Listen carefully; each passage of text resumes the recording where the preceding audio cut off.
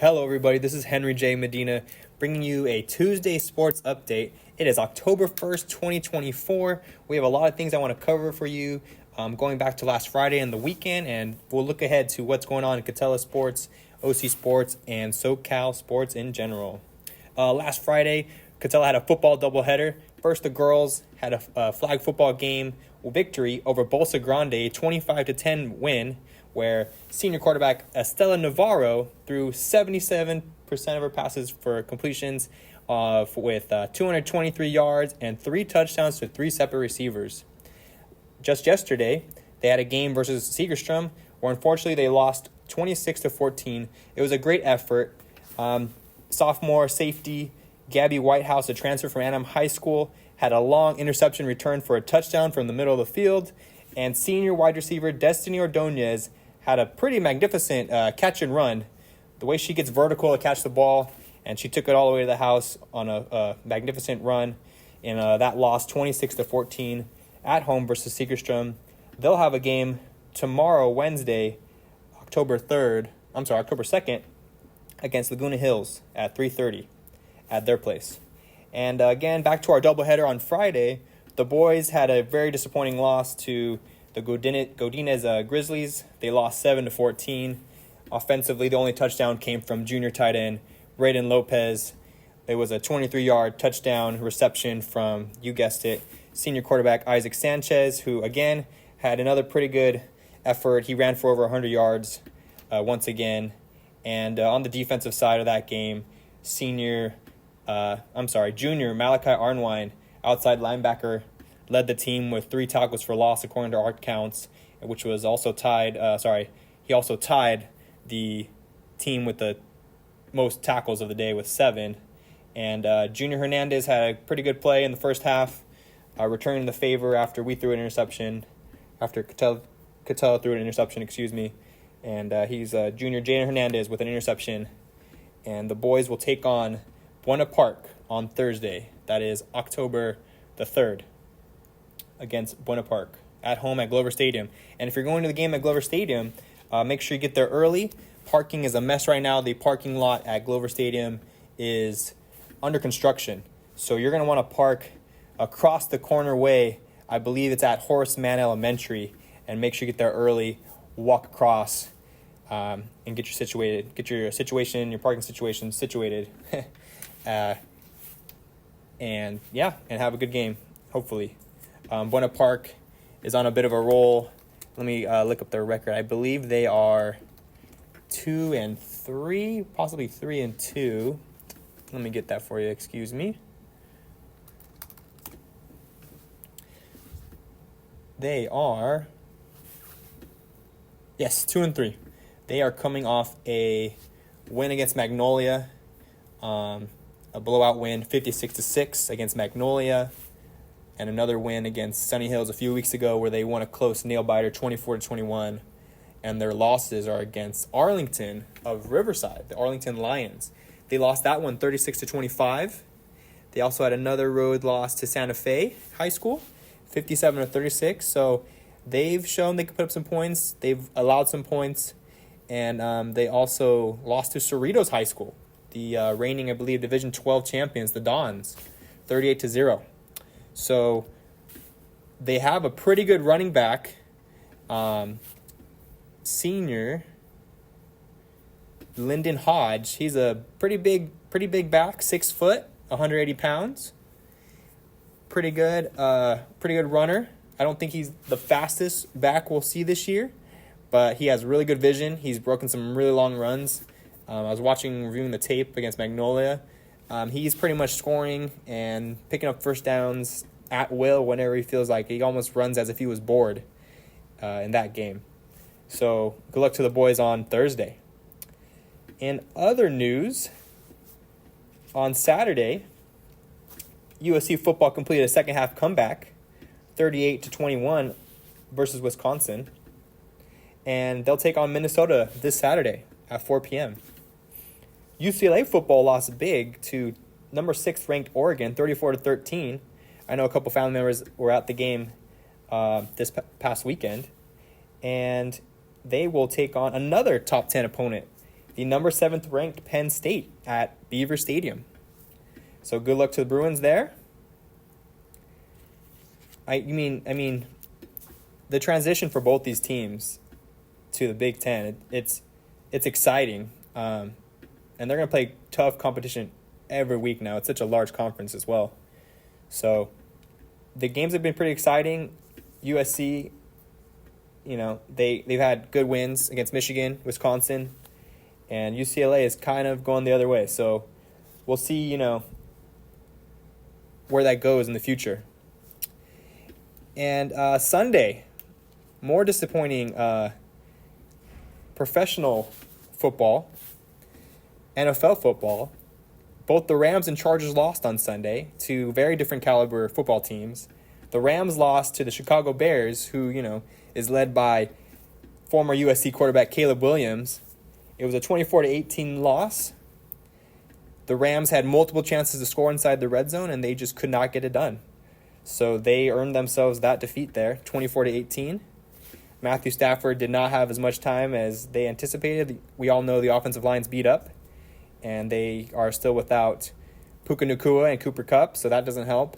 I thought the receivers in their absence, so we got Jordan Whittington and Tutu Atwell, they were able to get down the middle of the field especially. And Chicago just played bend but don't break defense. So that was, kudos to them for adjusting and hanging in strong. The Rams need to get healthy, and that's the only way they're going to get back to the top of the NFL. The Chargers, like we mentioned, also lost to the Super Bowl defending champions, the Kansas City Chiefs, 17-10. They were leading, I believe, at one point, 10-0.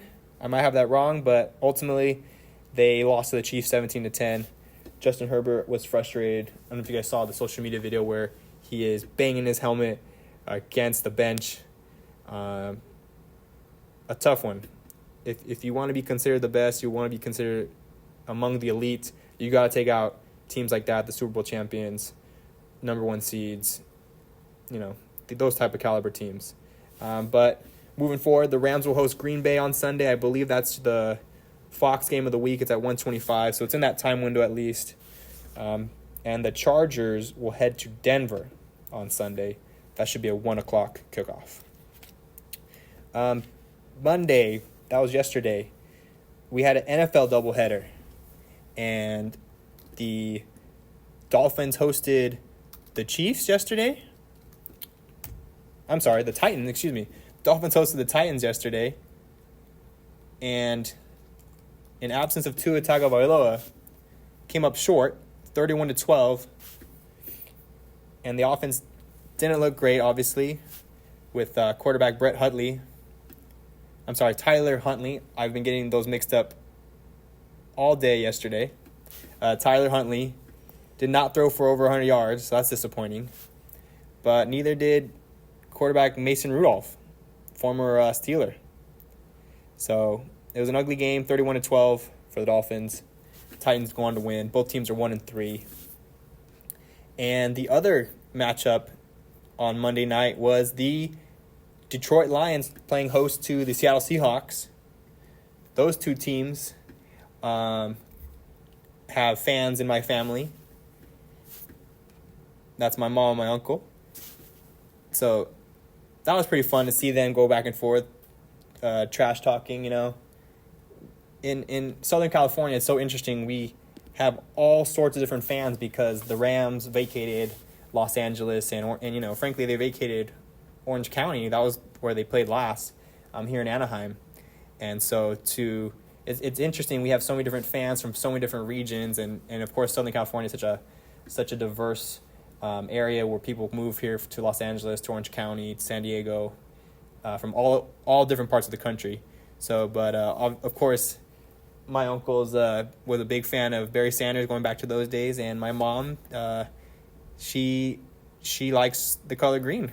What can I say? And she's become a diehard Seahawks fan, and that game was exciting. A 42-29 victory by the Detroit. Jared Goff had a perfect passing game, going 18 for 18 for 292 yards, 2 touchdowns, caught a touchdown. Geno Smith, I thought, looked pretty good, moving about the pocket. It wasn't enough, though. Even with Kenneth Walker having 3 touchdown runs, he had a pretty good game. DK Metcalf had over 100 yards receiving, but the Lions played great. Jamison Williams has broken out this year. If you play Madden video games, you know his speed is off the charts. He had a touchdown yesterday. He had 2 catches for 80 yards. Amon-Ra St. Brown, former modern-day receiver out here in Orange County, had a touchdown as well. And like we said, Jared Goff, funny enough, if you listen to Coach Campbell, he did not give the game ball to Jared Goff. I don't think he mentioned who he gave it to, but despite the near perfect game, going 18 for 18 by Jared Goff, he did not get the game ball. Okay, and shout out to Katella Volleyball, who has 2 important league matchups this week. They have a game today against Buena Park. So good luck to them today on Tuesday. And on Thursday, they'll be traveling to Garden Grove to play the Argonauts, the Argos. And both those games are at 5. They are currently, I believe, 3rd place in the Orange Coast League. The leagues are so intricate, the way they're laid out now here in Orange County. There's so many different conferences, and leagues are changing all the time. Football, if you didn't know, every 2 years they're going to rotate different teams in and out, depending on their schedule. The strength of their performance from the previous 2 years. So Katella might be in a completely different league. Right now they're in the Omicron League, for example. And in 2 years, in a season and a half's time, they could be in who knows what league. They're 1-4, like we've mentioned earlier. And we'll see what happens next. Yesterday also, sad news. Major League Baseball legend, gambler, whatever you want to call him, Pete Rose passed away at the age of, I believe, 89. So he will not be, unfortunately, inducted to the Baseball Hall of Fame for his contributions to the game as a player, which he's Pete Rose. What can you say? I'm sorry, 83. He was 83, passed away yesterday, Monday, September 30th, 2024.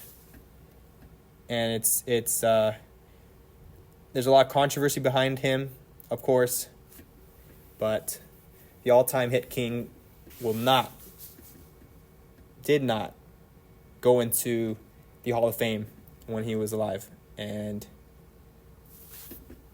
for that, he should be on the Hall of Fame, I believe. And it's a shame he's not.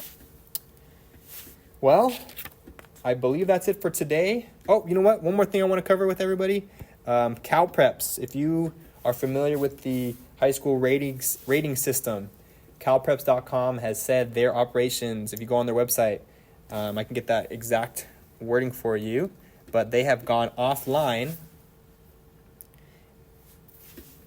as of yesterday. And you know what? Live here, this is just before 10 o'clock here on Tuesday morning. Last night, I still have the email. Let me find that for you, everybody. Cal Preps had gone offline. And this is the official statement they put out. It says, shutdown notice. As many of our fans of our site know, we are contracted to provide data, national schedule, scores, ratings, projections, league, and division alignments to Max Preps. Recently, for the 8th time, so this is a repeated thing, recently for the 8th time since acquiring Max Preps in 2007, CBS went back into breach and is willfully refusing for some unknown reason to act in a legal fashion and honor their legal contractual obligations in terms of paying money owed to Cal Preps. We are out of funds at this point and have been forced to cease operations. As you'd expect, we are in the process of suing CBS to recover owed monies plus damages. So the lawyers are getting involved, but that will no doubt not be resolved until many months or years after the conclusion of the 2024 playoffs. So we encourage any state/section associations who who were relying, on our ratings in order to run your playoffs this season, to apply any pressure you may have to apply any pressure you may have the pull to apply the rogue CBS accounting department to attempt to persuade them to finally start to act in accordance with federal contract law. Thank you, and we're sorry it's come to this, but frankly, it was destined to never work with a company owned by CBS. We hope to partner with a non-CBS owned company in future seasons, but it's presumably not reasonable to expect that a deal could be struck with another company during the 2024 season. But if you are such a company and have interest, our ears are certainly opening. So that was on their website, I believe, as early as Sunday. Yes, as Sunday. I just checked it now to get that. Thankfully, I had a source send me an email that included that statement. That was straight from the calpreps.com website.